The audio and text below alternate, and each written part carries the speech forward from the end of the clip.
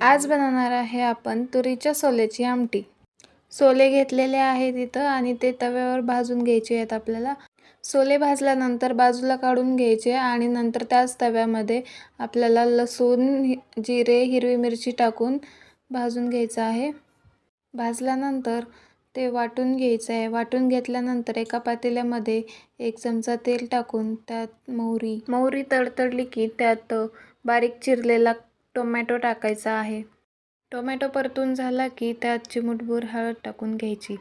त्यानंतर आपण वाटून घेतलेली हिरवी मिरची त्यात टाकायची आहे।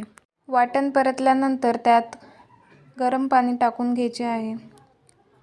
त्यानंतर चवीनुसार मीठ टाकून घ्यायचे आणि बारीक चिरलेली कोथिंबीर टाकून घ्यायची आहे। तयार आहे आपली तुरीच्या सोल्याची आमटी। एक नंबर आमटी लागते भाकरी सोबत। बनवा आणि खावा। रेसिपी कशी वाटली कमेंट करून सांगा आणि सबस्क्राईब करायला विसरू नका।